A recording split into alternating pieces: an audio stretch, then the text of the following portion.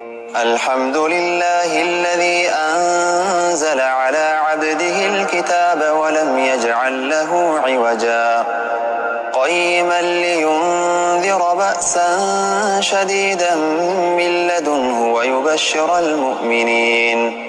ويبشر المؤمنين الذين يعملون الصالحات أن لهم أجرا حسنا ماكثين فيه أبدا وينذر الذين قالوا اتخذ الله ولدا ما لهم به من علم ولا لآبائهم كبرت كلمة تخرج من أفواههم إن يقولون إلا كذبا فلعلك باخع نفسك على آثارهم إن لم يؤمنوا بهذا الحديث أسفا إنا جعلنا ما على الأرض زينة لها لنبلوهم أيهم أحسن عملا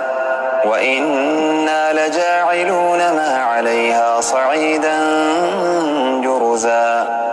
أم حسبت أن أصحاب الكهف والرقيم كانوا من آياتنا عجبا